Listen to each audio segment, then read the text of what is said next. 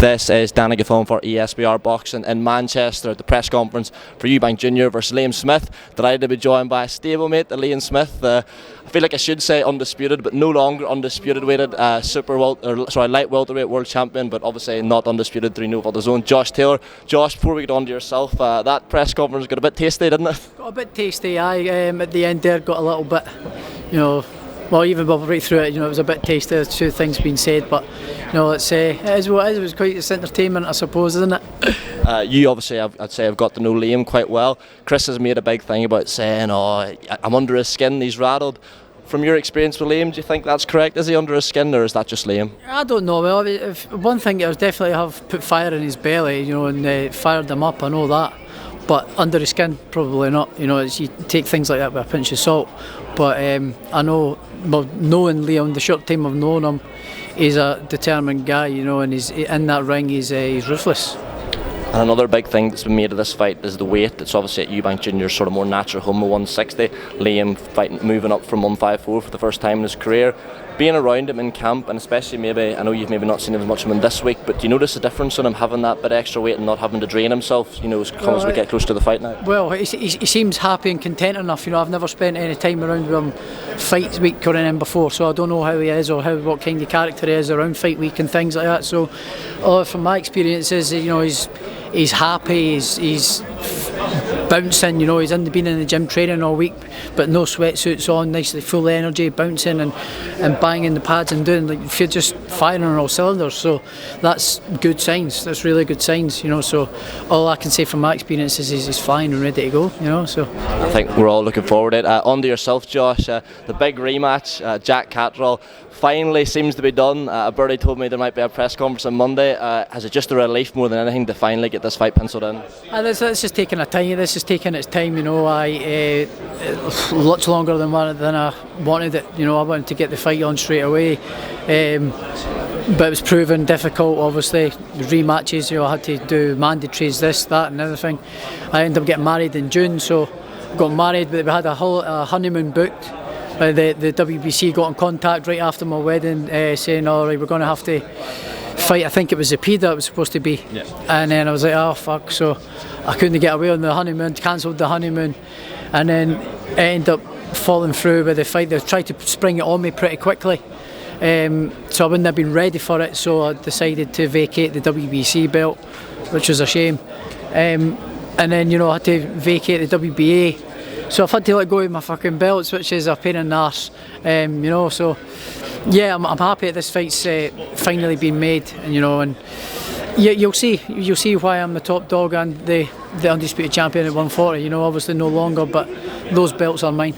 There's obviously been a lot of changes in your life. Congratulations on getting married, by the way.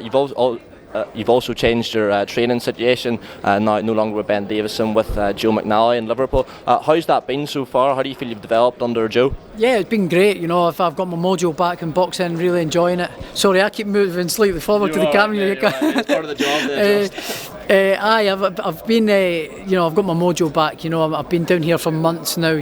Getting to know Joe and the guys in the gym, and I'm loving it again. Really enjoying boxing and enjoying going to the gym, springing my step, and I just love the mentality of the gym. It's back. I feel like I'm back to where I belong. Rough and ready to go all the time. All the lads are rough and ready to go, but super friendly, and I love the atmosphere in the gym. Everybody's all feels like a big family, but when it's time to go to work, we go to work, and there's no messing around, and we're all dead serious when it comes to the training, and I'm really enjoying it. Right. And just on to Jack, coming into the first fight, there wasn't a great deal of animosity, but afterwards I don't think you've been too happy with maybe some of the things he said, some of the coverage you've received. What's your feelings towards Jack now? It's almost be over a year since the first fight. How do you view Jack now? Yeah, I've not really got any feelings towards Jack. I don't know him to like him or not like him.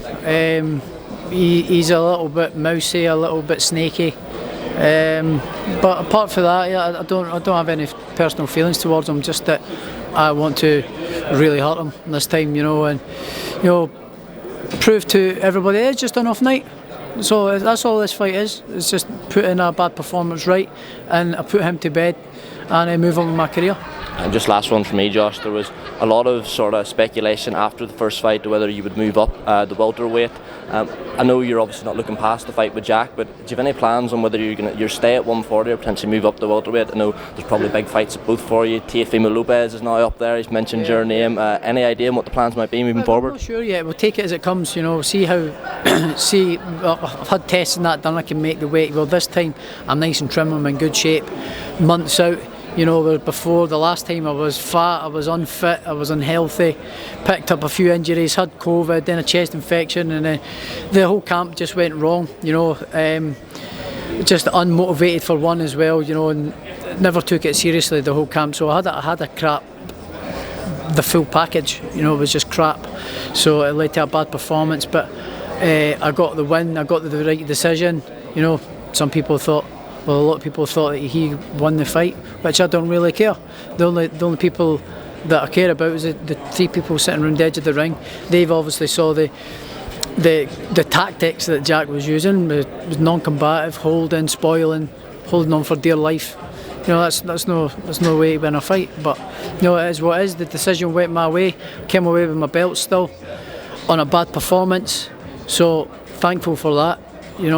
A lot of people have had bad performances and it's went wrong, and they go back to the building blocks. I've had a bad performance and I've come away with the right decision, but I've learnt a lesson, a valuable lesson, and not be making the same mistake again. I think I speak for everyone watching this. They're all absolutely buzzing to see you back in action, the big rematch. Josh, appreciate you giving so much of your time, mate. All the best. No worries, mate. Cheers.